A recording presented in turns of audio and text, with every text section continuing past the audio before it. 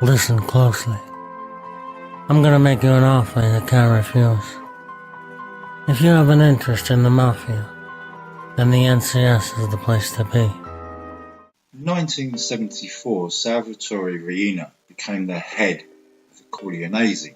He took over from Luciano Leggio, who was imprisoned that year for ordering the 1958 murder of the then head of the Corleonesi, Michele Navarro, with Leggio becoming the new head of the family. The three men who carried out the killing were Bernardo Provenzano, Calogero Bagarella, and Riina. Riina's predecessors liked to keep a low profile, so much so that some in law enforcement actually questioned whether the Mafia existed. However, Riina would soon change that in his bid to make the Corleonesi the most powerful family in the Sicilian Mafia, and also in his bid to become Capo di tutti capi, boss or bosses of the Sicilian Mafia. Navarro wasn't the first that Leggio had ordered Riina and his pals to kill. Leggio had also instructed Riina to murder the judge and politician Cesare Terranova.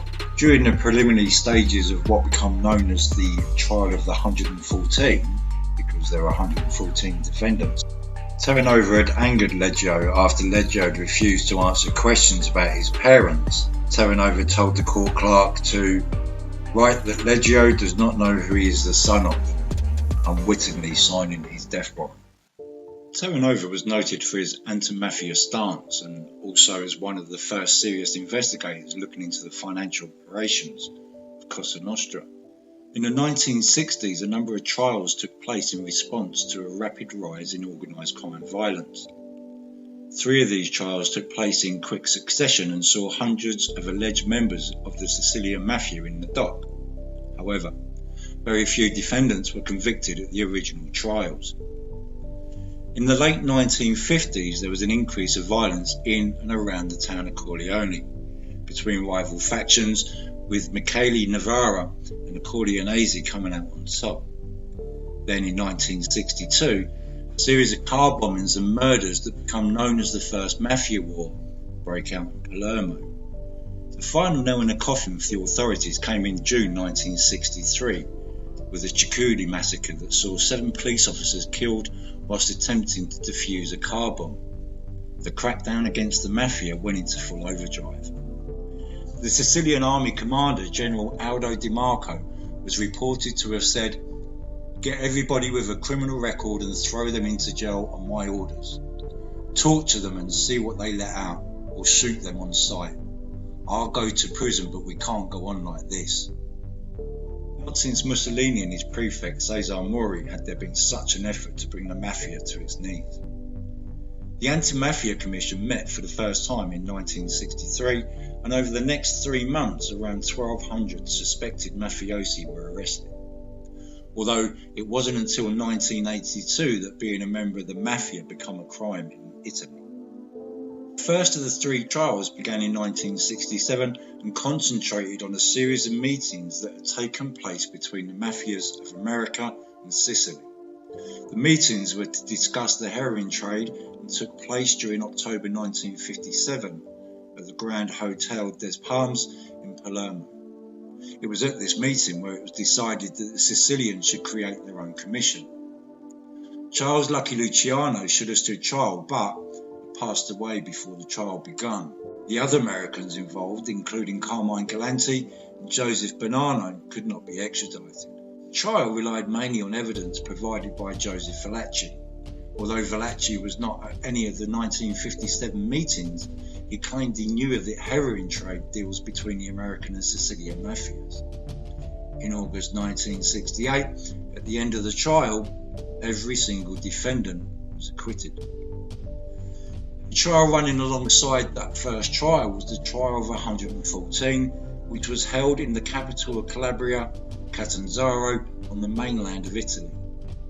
Only 10 of the 114 who stood trial were convicted.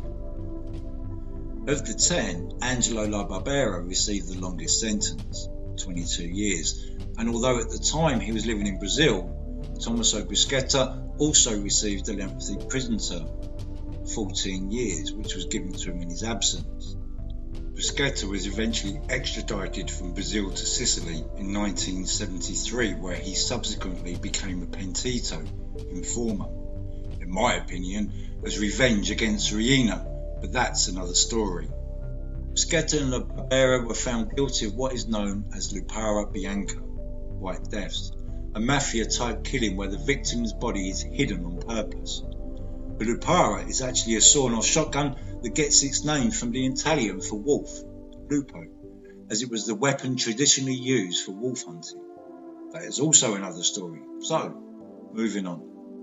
The third trial, which again was held on the mainland, this time in Bari, and began in February 1969, saw the indictment of over 60 alleged members of the Sicilian Mafia, all from the town of Corleone. And the prosecutor once again was Terranova. As the jury retired in July, they and the judge received an anonymous note that read, "To the President of the Court of Bari and members of the jury, you people in Bari have not understood, or rather, you don't want to understand what Corleone means. You are judging honest gentlemen of Corleone, denounced through caprice by the Carabinieri and police. We simply want to warn you that if a single gentleman from Corleone is convicted, you will be blown sky high, you will be wiped out, you will be butchered, and so will every member of your family. We think we've been clear. Nobody must be convicted, otherwise you will be condemned to death, you and your families. The Sicilian proverb says, a man warned is a man saved. It's up to you. Be wise." All of the 64 on trial were acquitted. Terranova, who it is said had a picture of Leggio in his office given to him by colleagues as a joke, appealed the acquittals and was successful. However, Leggio and Riina went into hiding. Both men had had their acquittals overturned and in 1970 were found guilty in absentia, in their absence, of Novara's murder. Leggio was captured in 1974, at which time Riina then effectively controlled the Corleonese. Riina was eventually captured in 1993. It is suggested that Riina not only remained in Sicily, but that he was regularly seen out in public in his hometown of Corleone during his time as a fugitive. After the trials, Terranova decided to leave the judiciary in Sicily and move to the mainland, where in May 1972 he was elected as a representative in the Italian Parliament for the Italian Communist Party, or the PCI. He also became the Secretary of the Anti-Mafia Commission and was re-elected in 1976. Terranova and one other wrote the minority report of the Anti-Mafia Commission that was published in 1976, a report that pointed to links between the Mafia and the Christian Democrat Party. The report stated, "It would be a grave error on the part of the Commission to accept the theory that the Mafia political link has been eliminated. Even today, the behaviour of the ruling DC group in the running of the city and the provincial councils offers the most favourable terrain for the perpetuation of the system of Mafia power." The reports were essentially disregarded. Terranova talked to 13 wasted years of the Anti-Mafia Commission and did not seek re-election again. In June 1979, Terranova returned to Sicily as the chief magistrate of the court in Palermo. "Don't worry," he told his wife, "they don't dare touch judges, they won't touch me." However, on the 25th of September 1979, Terranova was shot to death in his car, along with his driver and bodyguard, policeman Lenin Mancuso. The man accused of being the killer of Robert Calvi, who was nicknamed God's Banker due to Calvi's close ties to the Vatican, Pentito Francesco Di Carlo, told authorities in 1997 that in 1974, when the Sicilian Mafia Commission was reorganised, Leggio, who was in prison at the time, through Riina, asked the Commission for permission to murder Terranova. The Commission decided it should happen outside Sicily, ideally in Rome. However, the murder was put on hold. The hit on Terranova was revisited and confirmed in June 1979 during a Commission hearing at the Favorella estate of the man known as Il Papa, head of the Sicilian Mafia Commission, Michele Greco. Terranova's widow, Giovanna, co-founded the first civilian anti-mafia organisation, the Association of Sicilian Women Against the Mafia. Giovanna said in a later interview, "I would have felt guilty if I had stayed at home. I would have thought, Cesar died for nothing. Yes, because being killed is terrible, but being forgotten is even worse. It's like dying twice."